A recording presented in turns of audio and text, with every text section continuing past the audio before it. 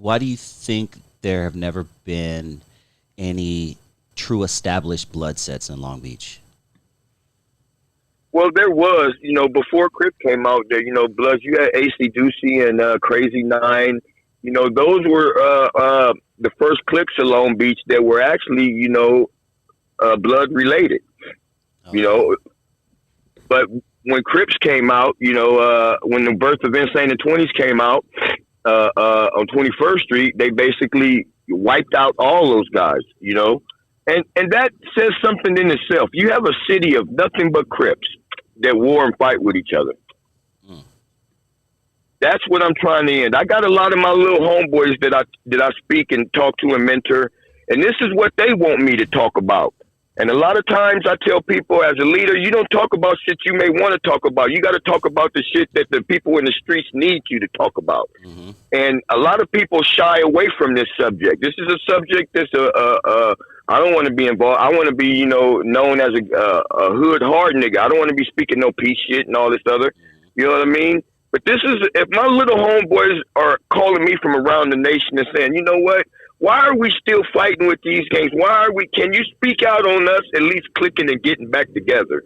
The number one thing they said is getting Crips back together, at the start. And this is what they want me to talk about. This is what they want done.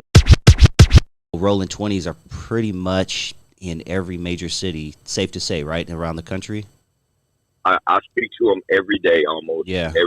Every major city. What North Carolina, Tennessee, Texas, New York, Oklahoma, Ohio, South Carolina, North Carolina, and Florida. Those are all the number one states that we're in. What was the first? And Atlanta. What was the first state that you remember just out of the blue? Like, oh shit, we got 20s in that city. Like, what was the first? Portland, Oregon. Portland, okay, Portland, which Oregon. makes sense, right above us. Yep, that was. We had a lot of homeboys who migrated up that way to do their thing, and that was the first, establishment that I remember where we had a nice little pocket of individuals out there. Okay. But now, from the notoriety of Snoop, 20s are around the nation. Yeah. And I tell people, you look at that two ways. To the police, we one of the most feared gangs when you have people all around the nation. The last thing they want is for us to come together. Correct. But it's like I tell them, too, I don't give a fuck if the feds listen to me or not, because my goals in the end is all positive. You feel me? Good. I want you to look at me, because I'm uniting my homeboys not to war and fight and kill and mangle each other and commit crimes. I'm uniting them for us to get together and work together in the business sense, and for us to get past that and assist and help each other. You feel me? The same energy that Nipsey Hussle left us with, rest in peace, is the same energy I'm pushing and portraying, and how I'm trying to connect my homeboys together. Preach, dog. Man. Right now, I'm taking.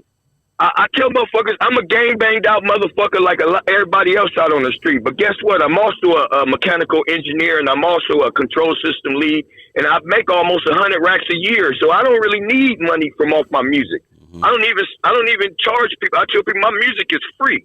I got 1,000,001 ways to hustle. My music is more like my preaching. That's how I preach to my people. It ain't just there for me to sit there and for you to shake your ass to. It's for me to give you a message and send you in the right direction to. Mm-hmm. So I don't really need money from that. You feel me? But I'm connecting things together for my homeboys who do need money for that. And that's what my partners in Oklahoma and everything, I'm taking my work money and investing it back into my homeboys. You feel me? Love hearing shit like that. That's what we need, man. That's man, if we had more people like that, we would definitely be ahead. And I mean, when I say we, I mean people of color. We would definitely be ahead of the game. But this crabs in the barrel bullshit is just really fucking with us, man. Straight up. Yep. And that's an analogy that was said to me on my Friday before I left by one of the brothers that I work with. And that's the analogy he used. He said, why are we pulling each other down in here? We should be.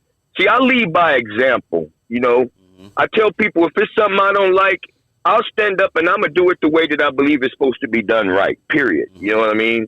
And we all play a part in this.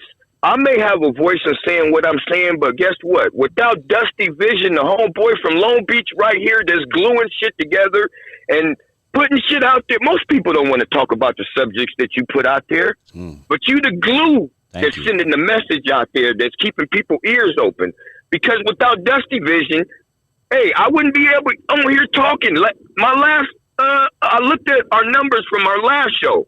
We're up in 60, 70,000 ears that we spoke to. Beautiful. A lot of positive outcome from brother. Keep doing it. Thank you, homeboy. And that's what I do, man. That's my whole thing is not to glamorize. It's about bringing the streets together. It's about peace. Exactly. And it's about people like you sharing your story. And if these youngsters want to, jump in this life, that it gives them that decision. But I appreciate that positivity and that love too, homeboy. Real talk, man. It's real shit. I tell people I'm too old to lie. All I do is tell the truth.